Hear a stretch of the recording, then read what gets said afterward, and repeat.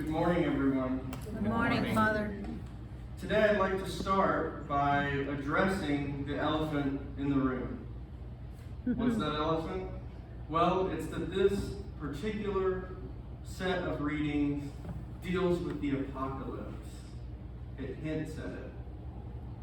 Well, many of us have a fearful understanding of the apocalypse. Raise your hand if what you picture is destruction and terror and the end of the world. Right? Yeah. It's what we've been conditioned to believe. I'd like to start in that conversation of redefinition with some definitions. Because really, I don't think I'm redefining apocalypse. I'm just defining it in the way the word actually is meant to be used. You see, the apocalypse literally translates to an uncovering. An uncovering of what?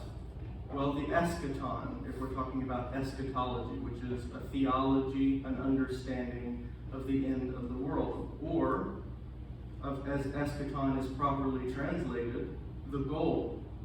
A proper understanding of an uncovering of the goal. Well, what does it mean to have a heavenly goal? First, let's talk about what it means to be one who perseveres to the heavenly goal. In the time of rising anti-Semitism, as I've previously discussed, it's important to have images of those who persevere that are in congruence with a faith that is accepting of all people and that is properly contextualized to perseverance in a Christian manner. The first story I'd like to tell is one of Dietrich Bonhoeffer, a Lutheran pastor in the age of Nazi Germany who stood up to the Nazi government. You see, not unlike the Christian nationalist movement we are seeing today, a Christian nationalist movement rose up in Nazi Germany. It allied itself with the German government. He, Dietrich Bonhoeffer, was a part of an underground Christian movement that was opposed to this marriage of the government of Germany, the Nazi government of Germany, and the Christian church. He wrote extensively in several great pieces that I do recommend reading, but one of the best pieces, or quotes from one of his pieces, is the following. Being a Christian is less about cautiously avoiding sin than about courageously and actively doing God's will. He did that in his resistance to the Nazi government, and so did, many of you will know this name, Maximilian Kolbe, a Catholic priest who was taken to a concentration camp. And in this concentration camp, he consistently, for a month, gave his food to other concentration camp prisoners. And every day he would just give them his food. And of course, he was starving to death, but he survived 30 days in that state of just giving out all his food. And when he was approaching death and up came Nazi officers to take more people to be executed, instead of allowing them to be executed, he said, "Why will you not just take me instead, and I will be the prisoner taken to be executed today?" To reduce ration need, they were frequently killing people. And so, returning back to our question of the goal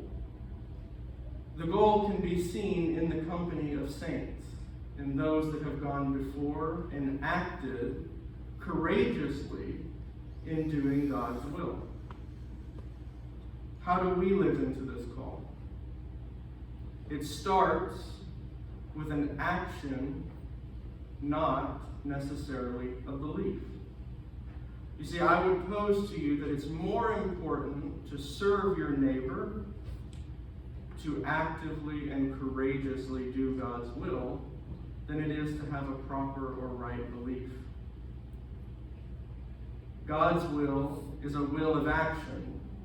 The prophet we read today, Micah, is accompanied in the Hebrew Bible by many other great prophets, including Amos. And in Amos's book, we see he's talking to God, having a conversation, and says, God, they are doing all of these things. They're giving incense, they're praying the prayers. And God says, when there is a widow who is mistreated, when there is a poor man who starves, your incense, your prayers, make me sick. And so it's our goal to align, or it's our need, our call to align our goal with God's goal. A nation of justice. And again, referencing back to a text often thought to be an apocalyptic only text, and it is an apocalyptic letter. But an apocalyptic text is not one that is about destruction. In Revelation, again thought of as the center of apocalyptic literature in the Bible, the center of destructive apocalyptic literature, what do we actually see? Well, one of my favorite verses of the Bible. You see, when they're talking, when God is revealing the text to the author of Revelation, he shows a vision. He has a vision of a new Jerusalem coming down from heaven, being presented on the earth. And what does this new Jerusalem mean? Well, the writer of Revelation tells us it is a new world where no widow shall shed a tear, no person shall go hungry, and God's justice shall reign. Our call is to act justly, to act with mercy. And it's in small moments of advocacy. They don't have to be as grand as Dietrich Bonhoeffer or Father Kolbe. They can be as simple as feeding the man on your street who's hungry, as simple as clothing people via the clothes that you might just throw away.